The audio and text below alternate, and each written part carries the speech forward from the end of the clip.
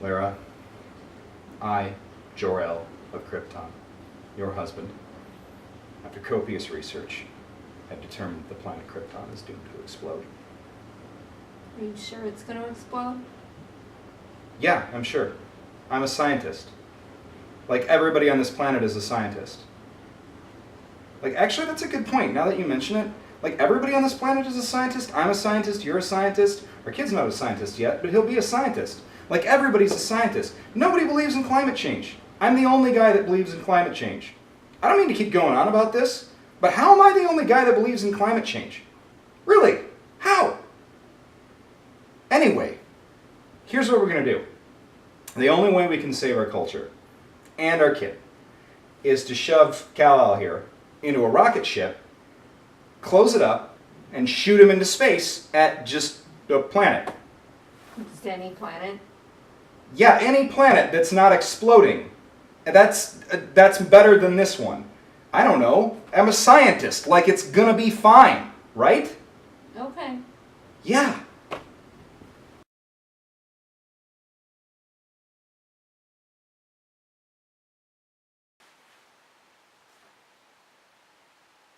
Oh, hi. I didn't see you there. I'm comic book aficionado and award-winning stand-up comedian, Dan Umpton. Welcome to the Doomcast, a 5-minute web series every week where we examine comic books, what makes them fun, what makes them not so fun, and the social, political, economic, and cultural ramifications of them. Basically, some real cool shit. This is sponsored by Capes Cafe, which is a comic book store that's inside the Des Moines Social Club. My buddies Kurt and Kyle are generously sponsoring this and helping us bring this to you once every single week. This week we're talking origin stories, since this is our first episode. Pretty good place to start. What's an origin story? Well, it's really simply... Wait a minute. Have you been watching any movies? They're like all origin stories. You know what an origin story is. It's how a superhero starts out being a superhero.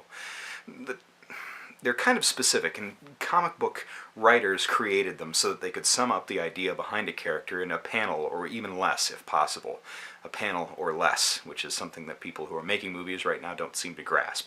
But it seems jejune to us now, but in 1938, in Action Comics number 3, or 5, or 10, most people didn't know anything about Superman, so knowing that he's faster than a speeding bullet and the last son of Krypton is pretty important information. Origin stories are micro-narratives, and as such they follow a structure. It's a roughly 4-point structure, and in general most of them do follow it. You start with a normal being, whether it's human, Kryptonian, or Martian, whatever. Then you have an inciting event, something that causes a disruption. And the third point is a transformation. That transformation usually occurs from an outside force acting on that being's body, transforming them into something else, which is step number 4, the presentation of that transformed being and their purpose. That's the key thing. See, this is something that I don't see a lot of people who are literary scholars actually talking about. Something about that transformation ends up informing who that character becomes, why they do what they do, and that transformation's almost always initiated not just by like science or magic, like I said before, but by a critical failure on the part of either that character themselves or somebody very close to them. For example, Batman's parents. They're very rich people. They end up deciding to subvert the norms of their whole culture and walk into a crime-ridden alley with all of the wealth and all of the privilege that they have, and they end up becoming victims of a crime that they probably normally wouldn't become victims of. And that's what makes Batman become what he is.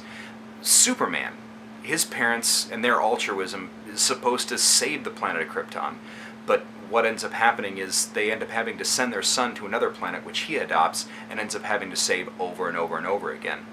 The Hulk, well, Bruce Banner, he loses control of a scientific experiment, and that scientific experiment in turn makes him lose control of himself for the rest of his life. One of the most interesting of them, though, is Spider-Man's. Spider-Man's transforming incident isn't getting bitten by a radioactive spider, because Spider-Man's real power and Spider-Man's real theme isn't actually having spider powers. It's not really anything related to spider powers. It's about the moral responsibility to do something right when a person can do something right. That's why the inciting incident for Peter Parker in becoming Spider-Man, truly becoming Spider-Man, is when he lets a thief go that ends up murdering his Uncle Ben. He wasn't Spider-Man before then.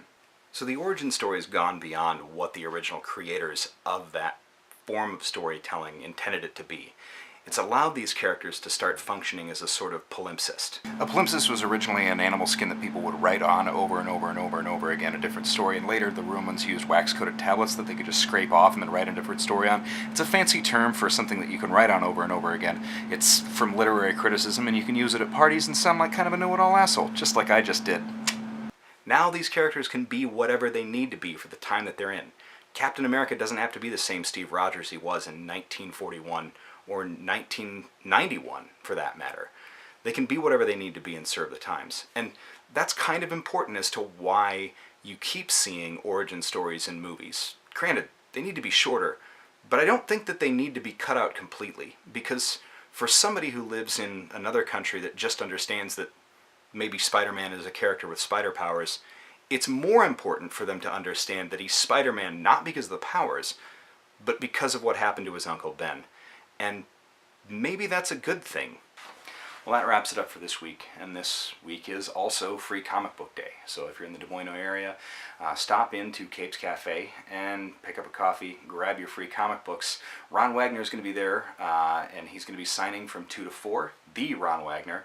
There's also going to be a lot of other events, drink and draw, some cosplay, Dionut's pop-up shop, and if you're from Des Moines, you know exactly how cool that is. So swing in there. Also, while you're at it, pick up issue 5. This is issue 4 of A-Force. It's written by G. Willow Wilson, and it's one of the best books Marvel's putting out right now.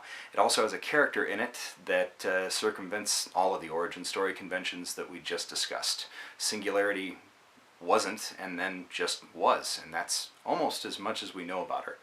Also, the book has Nico Minoru from Runaways, and that's reason enough to pick up the book alone. So, we'll see you next week. Thank you. Follow us at the Doomcast. Take care.